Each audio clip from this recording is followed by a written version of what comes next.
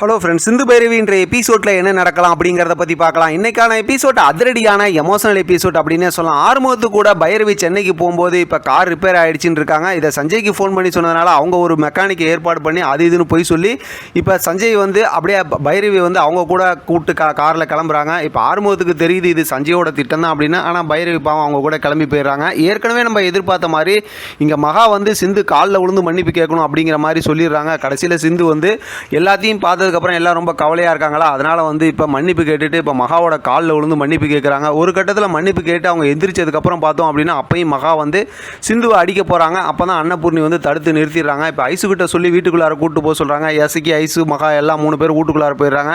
ஆனாலும் அன்னபூர்ணி வந்து இப்போ சிந்துக்கிட்ட நீலாம் இப்படி பண்ணுவேன்னு நான் நினைக்கல அப்படிங்கிற மாதிரி கோவமாக பேசிட்டு போகிறாங்க. அடுத்து சிவா வந்து இப்போ உன்னால் இன்னும் என்னெல்லாம் அவமானம் பிரச்சனைலாம் அந்த குடும்பத்தில் வரப்போதோ தெரியல அப்படிங்கிற மாதிரி சொல்லிட்டு போகிறாங்க. ஆனால் சிந்து வந்து இதெல்லாம் சீரியலில் தான் இந்த மாதிரி நடக்குங்க. சிந்து இந்த விஷயத்தை ரொம்ப தெளிவாக சொல்லிட்டா இந்த பிரச்சனையே வளர விட்டுருக்க தேவையில்லை, அழகாக சிவாக்கிட்ட சொல்லலாம். இதை விட பெரிய பெரிய விஷயம்லாம் சிவாக்கிட்ட சொன்னாங்க. இதை சொல்கிறதுல அவங்களுக்கு என்ன இருக்குது அப்படிங்கிறது ஒன்றும் புரியல. நம்மளை ரொம்பவுமே இரிட்டேட் பண்ணிட்டாங்க அப்படின்னு தான் சொல்லலாம். அடுத்து பார்த்தோம் அப்படின்னா ஆறுமுகம் சொன்ன மெக்கானிக் வந்து பார்த்துட்டு காரில் சின்ன பிரச்சனை தான் அப்படின்னு சொல்லி உடனே சரி பண்ணி அங்கே வந்து அனுப்பிச்சிடுறாரு. இப்போ ஆறுமுகத்துக்கு தெரிஞ்சு போது இதெல்லாம் சஞ்சயோட பிளான் தான் அப்படின்னு. இப்போ சிந்து வந்து நடந்த பிரச்சனையெல்லாம் யோசித்து பைரவி இந்த மாதிரி நம்ம எவ்வளோ சொல்லியும் கேட்காம இந்த மாதிரி ஃபோன் பண்ணி கம்ப்ளைண்ட் பண்ணிட்டாங்களே, அதனால் வந்து குடும்பத்தில் இவ்வளோ பிரச்சனை நடக்குதுன்னு யோசிச்சுக்கிட்டே இருக்காங்க. இப்போ தான் பார்த்தா அப்படியே ராட்சசி பேய் மாதிரி பயங்கரமாக கோவத்தோட மகாவும் எசக்கியும் வராங்க. இப்போ மகா வந்து இது வரைக்கும் நீ பார்த்த மகா வேற, இனிமே வேற மகா அப்படி இப்படின்னு சொல்லிட்டு நிறைய வீரவசனம் அதெல்லாம் பேசிட்டு கடைசியில் உன்னை இந்த வீட்டை விட்டு கதற விரட்டுறேன் பாரு அப்படிங்கிற மாதிரி சொல்லிட்டு போகிறாங்க. எசக்கியும் பார்த்தோம்னா அவங்க பங்குக்கு அவங்களும் 2 பஞ்சு டயலாக் பேசிட்டு அங்கேருந்து போகிறாங்க. இப்போ சிந்து இன்னுமே ரொம்ப அப்படியே பயந்து போகிறாங்க. அது மட்டும் இல்லாமல் புள்ள பூச்சிக்கெல்லாம் கொடுக்க முளைக்குதுங்கிற மாதிரி ஐசு வந்து செஞ்ச பிரச்சனைக்கெல்லாம் காரணமே அவங்க தான். அவங்களும் வந்து 2 வார்த்தை பேசிட்டு போகிறாங்க. இப்போ சிந்து அப்படியே ஒன்றும் புரியாமல் அப்படியே அமைதியாக இருக்காங்க. அடுத்து பார்த்தோம்னா இங்கே சஞ்சய் கூட பார்த்தோம் அப்படின்னாக்கா பைரவியை காட்டுறாங்க. காரில் அவங்கெல்லாம் அப்படியே போய்கிட்டு இருக்காங்க. இடையில ஒரு கடையில் நிறுத்த சொல்கிறாங்க. அந்த நேரத்தில் பார்த்தோம்னா ஆறுமுகம் ஃபோன் பண்ணுறாரு. அந்த ஃபோன் எடுத்து ஏற்கனவே போட்ட மாதிரி ஃப்ளைட் மூடில் போட்டு வச்சிடறாரு சஞ்சய். அடுத்து பார்த்தோம் அப்படின்னா இப்போ ஆறுமுகத்துக்கு ஒன்றுமே புரியல, என்ன நம்ம ஃபோன் பண்ணால் போலியே அப்படின்னு. இப்போ இங்கே வீட்டில் பார்த்தோம் அப்படின்னாக்கா இவ்வளோ பிரச்சனை நடந்துச்சு, ஏன் இந்த மாதிரி பைரவி பண்ணாங்க அப்படின்னு கேட்கலான்னு சொல்லிட்டு இப்போ சிந்து ஃபோன் எடுத்து பைரவிக்கு பண்ணுறாங்க. அங்கே தான் ஃப்ளைட் மூடில் போட்டிருக்காங்கல்ல, அதனால் பார்த்தோம் அப்படின்னா அவங்களுக்கு ஃபோன் போகல. இப்போ சிவா வந்து ஹாஸ்பிட்டலுக்கு கிளம்புறாரு. எப்பயும் ஹாஸ்பிட்டல் போகும்போது சிந்துக்கிட்ட சொல்லிட்டு தானே போவார், இன்றைக்கி வந்து சொல்லாமல் போகிறாரு அப்படிங்கிறனால சிந்து கூப்பிட்டு கேட்குறாங்க.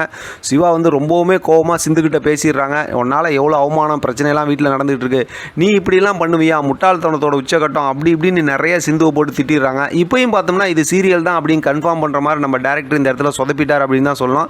ஏன்னா சிந்து வந்து எல்லா விஷயத்தையும் யதார்த்தத்தை வெளியில் சொன்னால் சிவா கரெக்டாக முடிவு எடுப்பார். சிவா தான் ரொம்ப சூப்பராக எல்லா விஷயத்தையும் நடத்தி கொண்டு போயிட்டு இருக்காரு. சிந்து இந்த இடத்துல அப்படியே அமைதியாக இருக்காங்க. ஒரு கட்டத்தில் பார்த்தோம்னா சிவா வந்து ரொம்ப மனசு கஷ்டப்பட்டு நீ இந்த மாதிரிலாம் என்னை கஷ்டப்படுத்துறதுக்கு ஒரேடியாக கொண்டுடலாம் அப்படிங்கிற மாதிரி சொல்லிட்டு அங்கேருந்து கிளம்புறாங்க.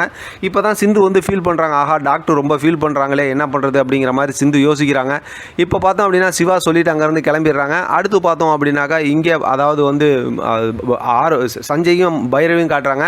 இப்போ பைரவி வந்து அங்கே என்னை வந்து பஸ் ஸ்டாண்டில் விட்டா போதும் அப்படிங்கிற மாதிரி சொல்கிறாங்க. இப்போ சஞ்சய் வந்து இல்லை நானே சென்னையில் கொண்டு வந்து விட்றேன் அப்படிங்கிற மாதிரி சொல்லும்போது வேணான்னு சொல்லிடுறாங்களா.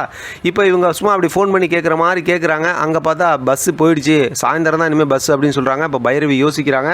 அதோட இன்றைக்கான எபிசோட் முடிச்சிருக்காங்க. கண்டிப்பாக இவங்க கூட தான் காரில் போவாங்க. ஆறுமுகம் கண்டிப்பாக வந்து பிடிச்சிருவாரு. இடையில வேறு ஏதோ ஒரு பிரச்சனை நடக்க போகுது. வெயிட் பண்ணி பார்க்கலாம் அடுத்து என்ன நடக்குதுன்னு. இதை பற்றி உங்களோட கருத்து கமெண்ட் பாக்ஸில் தெரியப்படுத்துங்க. தொடர்ந்து ஆதரவு கொடுங்க. தேங்க்யூ ஃப்ரெண்ட், தேங்க்ஸ் ஃபார் வாட்சிங்.